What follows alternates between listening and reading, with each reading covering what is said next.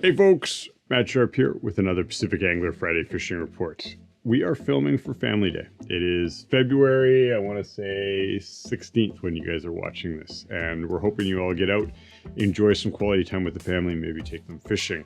Now, I haven't tuned in with you all in a while, and I apologize. It's been a long winter, a good winter, but we had a big week at the shop, and I plan to start doing the reports again on a more regular basis.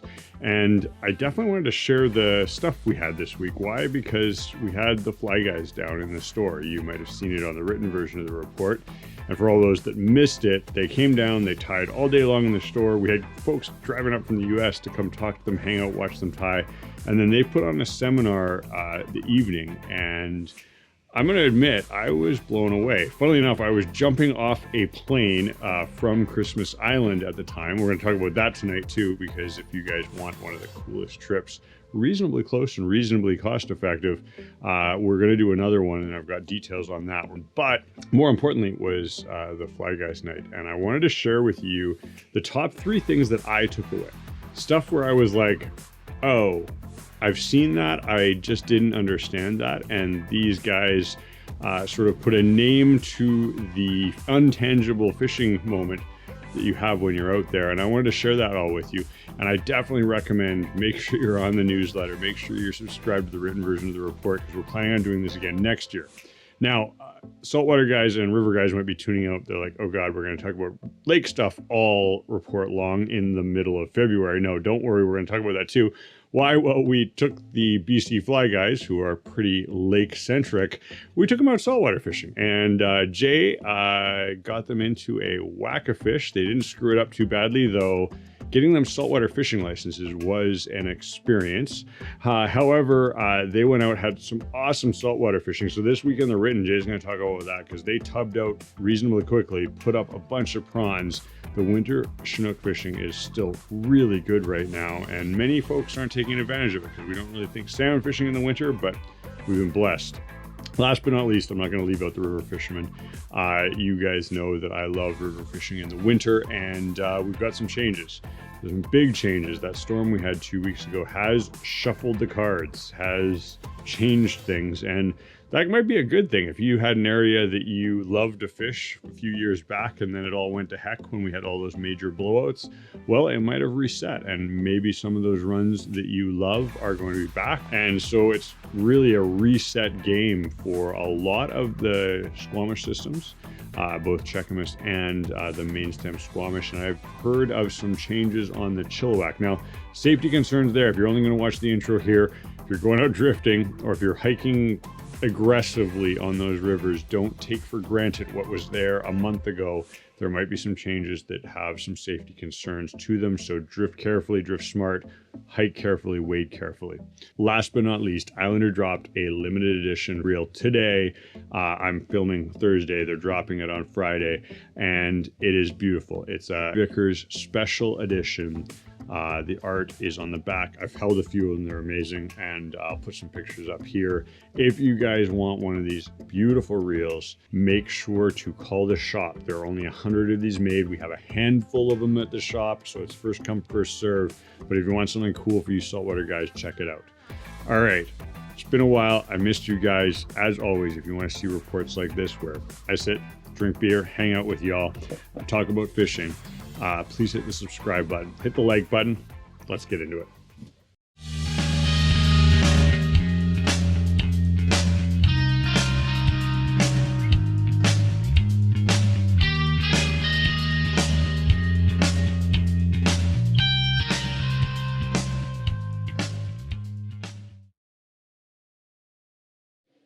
All right, guys and girls, thanks for tuning in with me. Cheers to Friday.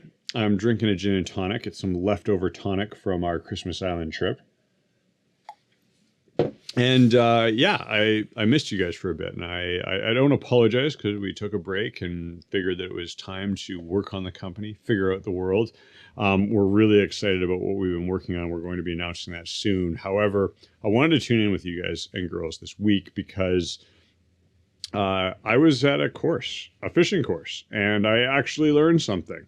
Had a couple aha moments, a couple, whoa, that's interesting. And it was a blessing.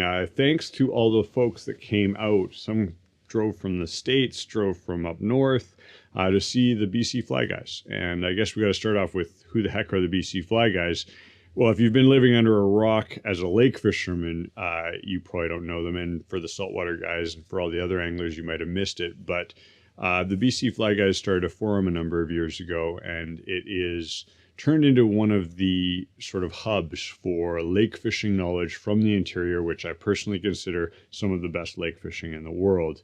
They're the guys that do the ice-off reports. You'll hear me rambling on about ice-off reports. I'm usually stealing information from their forum and also telling you guys to subscribe and pay the fee that they charge for their ice-off report. It all goes to charity, and it's a pretty cool thing if you're a hardcore lake angler that's trying to figure out when your lakes are icing off.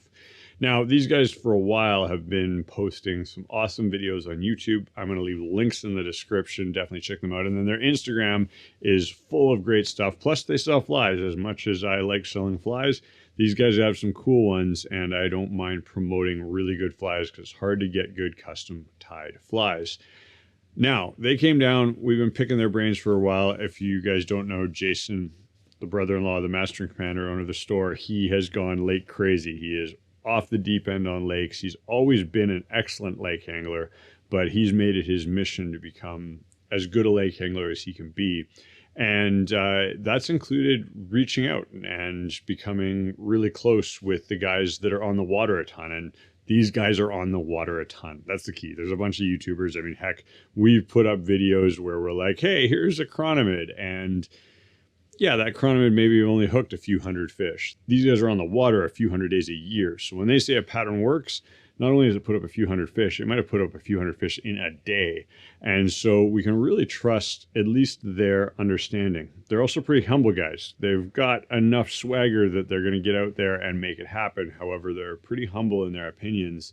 And that's what I loved about it. And I love this course because I learned stuff. And that's rare. So what I wanted to do is I wanted to share with my top 3 picks for stuff that I learned from this course. And I hope you guys can take something away from it as well. And definitely check out all their videos and or their Instagram feeds because it's a wealth of knowledge there if you love lake fishing in the interior. So number 1, this was interesting. We've always been told that you never want to drag your chronomite in the mud. I've read it in multiple publications by highly reputable and highly skilled lake anglers saying you don't want to put your chronomite in the mud. Now, these guys said, hey, hold on a minute. There's times when you might want to do that. And the way they do it is quite interesting. They're going to run a leader, a naked set leader. You might have heard of naked fishing and seen maybe a guy on the lake kicking everyone's butt.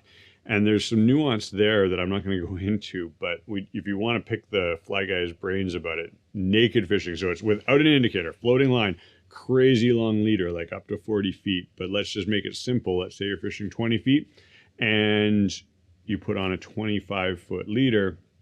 You can drag that in the mud and then allow the currents to pull that fly off the bottom.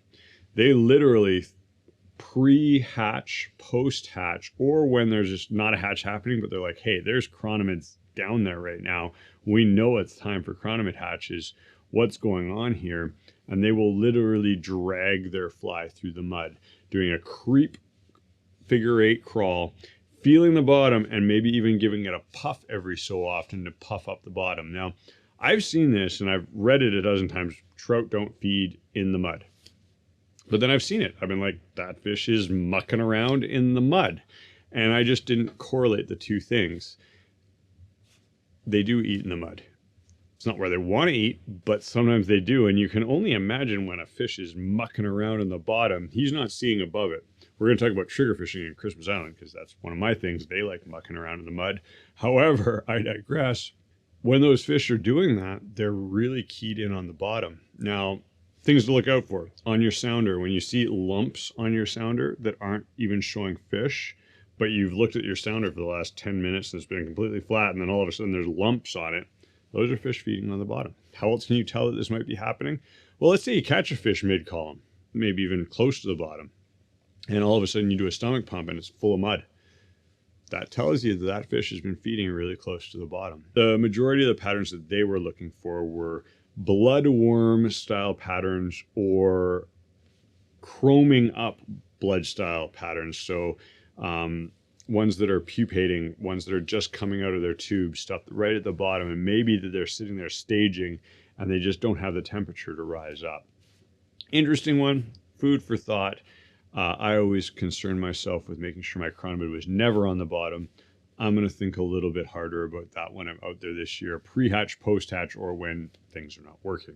All right, number 2. 2 was all about fishing in the weeds. And I thought this was really cool because I've had it where I'm like, oh, that big weedy patch close to shore, I know there's fish in there. I see huge ones jumping, and I just don't go in there. I'm like, we want to have them on the drop off. We want to have them in, classic 12 to 18 foot chronomid water or cruise water, but I see them jumping, and it's usually pre-hatch. It's usually when there's not a hatch on, when things are going badly, and they like fishing right in the weed as well. I'm like, I throw an indicator in there, I snag a bunch of weed, I'm all pissed off and frustrated.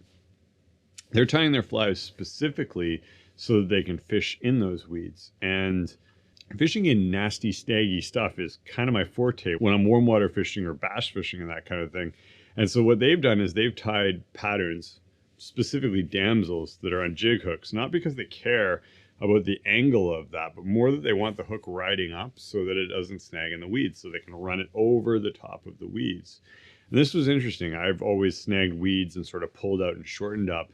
And they're like, no, it's okay if you're snagging weeds. Obviously, make it effective so you're not snagging weeds every single cast, but build a fly that doesn't snag too easily so it maybe even sits on the weeds and pulls out. Now, my brain went immediately to Christmas Island stuff like this guy, and we put weed guards in all this stuff. This is a crab pattern that we fish at Christmas Island. However, they're not doing that yet, and I'm curious. That might be a shout, but don't be scared to get into the jungle, so to say. All right, tip number 3, and this is one where the boys said, hey, what do you guys think about this chronomid? And everybody in the room sort of groaned if they knew what it was. I walked away because I was like, I've tried this game before. I've hooked a few fish on glassworm style patterns, but it's never been consistent. Now, they didn't have the cure. They've got a couple cool patterns. I'm going to link them here, put them down. But the concept that they threw at me that I just totally overlooked. I'm sure I've read it in some, entomology style book, but I glassed over it. No pun intended, because they're glassworms and I just suck when there's glassworms out. But they said that glassworms are in those itsy bitsy form, and then they pupate anywhere in the water column. So you can't dial in where the heck that is happening. And that's one of the biggest problems, is you can't get a zone. So when they said that they saw a lot of glassworms, they were hyper focused on their sounders, and then they were also fishing not at a static depth. They were trying to move through the entire water column very consistently, knowing that a pupating glassworm could come, yes, based on temperature, but at almost any depth, as long as there are ranges of temperature in the water column, allowing those insects to pupate, turn into the true glassworm, and then swim up. The other thing they talked about is how they move, and they move really erratically, and this is also another problem. So keeping that in the back of your brain when you're trying to imitate the dreaded glassworm hatch might be able to put you a few fish on the board when most guys give up or just don't catch any fish. All right, those are the 3 from the night that I took away. There were a ton more. I'm not going to talk about all of them. We could talk for 5 hours. However, I highly encourage you guys to follow the Fly Guys. They're great, both Instagram and Facebook, as well as make sure if we do another talk with these boys, come down, hang out, drink some beer. It is an awesome night. Highly recommend it. All right. Now, I know you saltwater guys have been like, we don't care. It's lake fishing. Well, we did take the Fly Guys saltwater fishing because they made it to the big coast, and we appreciate them driving all the way. So Jason took them out on the saltwater boat. It was a shitty day. It was wet. It was windy, but they managed to tuck in up Howe Sound and put on a pretty good little session. All the boys tubbed out. All the boys are taking awesome fish home, as well as a feast of prawns. And the takeaway for anyone going saltwater fishing is, yes, the weather might be tough some days, but it's still worth getting out if you can do it in a safe manner. Jay's going to have a bunch of details on more the nuance of lures and or presentations that they were using that weekend in the written version of the report. Links, as always, down here. So if you're thinking about it, maybe family day, heck, take the family out. It doesn't look like great weather. I'll throw the weather up here. It's sort of a mix of cloud and a little bit of rain, but it doesn't look all that bad. And if you're in a covered boat, maybe throw the heater in there. It's well worth getting out. The fishing, it continues to be excellent, as we've seen in the last 4 or 5 years for this winter fishery. Not a lot of folks going out and taking advantage of it. All right, that's saltwater fishing. We'll talk more about that. I thank everyone that did the whale survey, because that's obviously a problem where they think that closing down areas are going to affect the whale populations. It's really not. I won't digress more on the politics there. However, thank you guys, and we'll make sure to keep you updated if there's any more regulation concerns as we move closer to the dates sort of in the March-April range, when we might see changes, and we're crossing our fingers for more reasonable regulations when it comes to our saltwater fishing. Okay, what else I got for you? Well, I'm not going to leave the river guys out because you know I am a river guy, and then we're going to end with Christmas Island. If you guys want some awesome fish porn, I'm going to get to that, as well as a call out if anyone wants to do this cool trip with me. We're going to talk about that then. But the rivers, we had massive blowouts literally a few days before I went away to Christmas Island, and we all said, hey, this is probably going to change the rivers if what forecast comes. It did. We saw 7s on the Squamish graph. We saw really high numbers on the Chilliwack graph. And it's not a great thing. I don't like seeing a blowout like this at this time of year. However, over the last 15 years, we've seen a number of these blowouts, and this one wasn't horrible. It did change both river systems. Not as much on the Chilliwack because it's more of a set bank river, but the warning for anyone thinking about going adrift is the world is going to change. Now, the warning or the silver lining for anyone going out is your old area that 10 years ago was awesome, that might have turned to crap because of all the blowouts that we've seen in the last little bit, might be back in the game. So it's a whole new game. The cards have been completely shuffled, and get out there, go explore. It's going to benefit those who hike waters that they haven't hiked before or haven't hiked in a while, because there might be that magical run that was there 10 years ago, or heck, has never been there. It might be back. I'm looking forward to it. I'm getting out in a spey course. Heck, if you guys want to do some spey casting with me, make sure you follow the Friday Fishing Report. I think there's still spots available for that introduction to spey fishing course, where we go over all the ins and outs, really dial you in on how to get out and catch fish with a spey rod. That's coming up. Make sure if you want to get on that, sign up. Okay, Christmas Island. So probably many of you didn't tune to the end of the report. I understand. I get it. But if you want some cool fish porn, what's the deal with Christmas Island? Well, I think it is the best all-around warm water trip that you can do. There is better bone fishing out there. There is better GT fishing out there. There is cooler other species like permit. God, I love permit. God, I love tarpon. Don't have them in Christmas Island. However, the flats of Christmas Island are alive. They're super healthy. The folks have been penned up for a while because of COVID, and the flats are doing great right now. Our trip, I would give a solid B+, only because we got nailed with weather, but we got through that. We had 2 days of, shit weather. It is what it is when you're warm water fishing. There's nothing you can do about it. However, we had 3 days, which I would consider A-, A+ weather, aka a little bit of cloud, a little bit of sun, reasonably light winds. Yes, winds are always a thing when you go warm water fishing. However, the guys did great. Had a bunch of rookies. They put up some amazing fish. I'm going to share some of the cool photos here. Long story short is we're going to be doing it again. Now, we're probably going to be doing Cuba as well in 2024, 2025. But we decided at the back end of 2025, we're going to do another Christmas Island trip. If you're interested in this, if you're new to warm water fishing, or heck, you're an old hand at warm water and you've never gone to Christmas Island, it's reasonably close to Vancouver. It's reasonably priced, and the diversity of species is amazing. What do we fish for? Bonefish, triggers, giant trevally, and then 40 other species. I think our number was like 28 or 29 species on this trip. We've hit 52 on previous trips, which is amazing. However, the triggerfish blow my mind. This is a fish that can literally, here's a fly that you guys can see. I don't know if you guys can see that. Just throw that up there, just torn to shreds. The hook was actually pointed the other way before the fish saw this. One of the hardest fish I've ever found to hook. However, it's a target-rich environment. You get lots of practice, lots of action.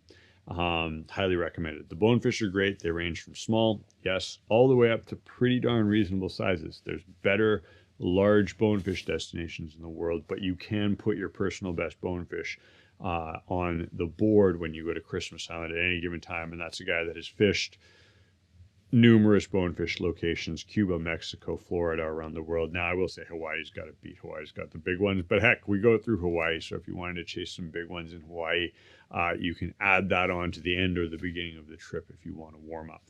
I'm going to leave my email here. Email me if you want to be on the list. We're limited in how many people we take. I only like to take friends, family, and they're really keen and understanding, because there's a large dose of hurry up and wait when it comes to traveling to these amazingly remote countries. But I can promise that you're going to learn a ton about warm water fishing, have a lot of opportunities to succeed in warm water fishing, and you're going to have a new appreciation for tang. Anyway, guys and girls, that's everything I've got for you. Links to the Fly Guys, one of their interesting chronomids tied with white thread with a red overlay just to get the right color. I'm going to throw that up there because it interested me. And as always, you want to see more fishing reports like this, consider hitting the like button, hit the subscribe button. I'm going to catch you in 2 to 4 weeks, but we're going to try to do this more often. Thanks.